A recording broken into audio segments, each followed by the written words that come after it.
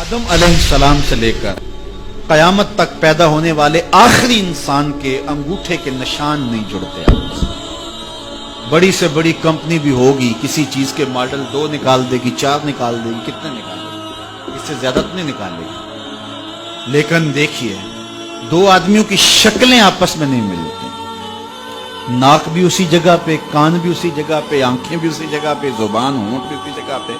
یہ درختوں کے جو پتے ہوتے ہیں، 2 پتوں کو کمپیوٹر میں رکھو لا کے، تو 2 پتوں کے ریشے آپس میں نہیں ملتے۔ ہزاروں لاکھوں تتلیاں ہیں، ان کے پر دیکھو لا کے، بظاہر ایک جیسے لگ رہے ہیں لیکن دونوں کے پر ایک جیسے نہیں ہیں۔ ہم تو شاید پہچان نہیں سکتے، لیکن یہ جو ذمہ دار ہوتے ہیں یہ بھینسوں اور گائیوں کو پہچان لیتے ہیں۔ ان کی شکلیں ایک جیسی لگ رہی ہوتی ہیں لیکن ان کی بھی شکلیں ایک جیسی نہیں ہوتی۔ مجھے بتاؤ یہ رب کے علاوہ کون ہے ایسا تخلیق کار؟ تو اگر غور کریں، تفکر کریں، تدبر کریں تو اس کی ذات کا کبھی بھی انکار نہیں ہو سکتا۔ تو اللہ پر ایمان لانا کہ وہ متصرف حقیقی ہے، اس نے پوری کائنات کو تخلیق کیا ہے، اس کے اذن کے بغیر کچھ نہیں ہو سکتا، اس کے امر کے بغیر کچھ نہیں ہو سکتا۔ کائنات کو اس نے پیدا کیا ہے، امر کن سے پیدا کیا ہے، اور پھر ایک دم پوری کائنات فنا بھی کر دے گا، پھر اس کے بعد دوبارہ زندگی دے گا۔ اللہ اکبر۔ پھر لوگوں کا حساب ہوگا۔ اس نے جنت کو پیدا کیا، اس نے دوزخ کو پیدا کیا۔ جنت اس کی رضا کا مظہر ہے، دوزخ اس کے قہر و غضب کا مظہر ہے۔ مطلب کیا؟ جس پہ راضی ہوگا اس کو جنت میں بھیجے گا، جس پہ ناراض ہوگا اس کو جہنم میں ڈال دے گا۔ تو جنت کی طلب کرنا اللہ کی رضا مانگنا ہے، جہنم سے پناہ مانگنا اللہ کے قہر و غضب سے پناہ مانگنا ہے، کہ مالک اپنے قہر و غضب سے بچانا۔ دونوں اللہ کی پیدا کردہ ہیں اور تیار ہو چکی، اعدت، بالکل تیار ہو چکی۔ جنت بھی تیار ہے، جہنم بھی تیار ہے۔ نیکوں کاروں کو جنت عطا کرے گا اور بدکاروں کو جہنم عطا کرے گا۔ قیامت یہ ہمارے بنیادی عقیدوں میں سے ہے کہ جو بھی ہم اچھے برے اعمال کر رہے ہیں، قیامت کے دن اللہ کے حضور حاضر ہوں گے ہم، اور ایک ایک عمل نامہ اعمال میں تولا جائے گا۔ جو ہم کر رہے ہیں کرامن کاتبین اس کو نوٹ کر رہے ہیں، لکھ رہے ہیں، اور وہ کسی سے نہ رشوت قبول کرتے ہیں، نہ کسی کی رعایت کرتے ہیں، اور نہ کسی کی فیور کرتے ہیں۔ جو ہے وہ لکھ لیتے ہیں۔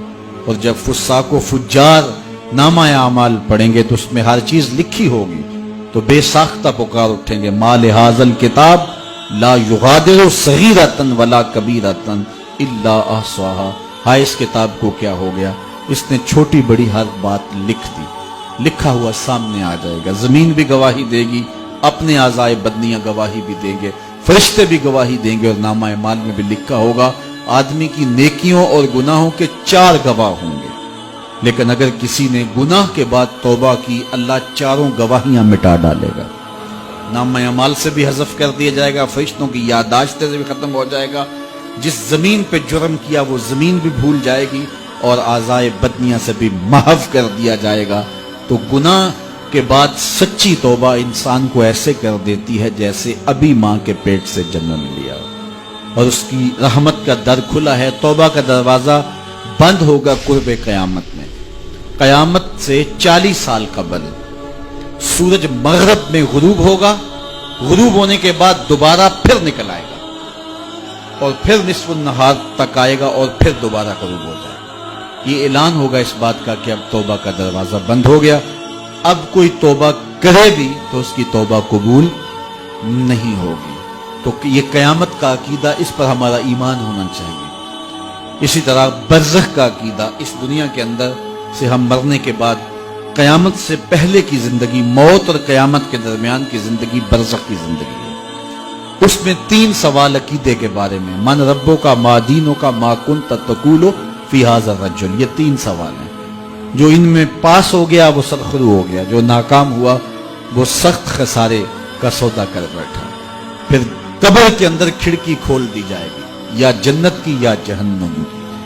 جس کے قبر میں جنت کی کھڑکی کھولی جائے گی تو وہ موج میں ہوگا، اور قیامت اس کے لیے دیر نہیں ہوگی۔ لیکن جس کی قبر جہنم کے گڑھوں میں سے گڑھا بن گیا، اس کو سخت اذیت کا شکار ہونا پڑے گا۔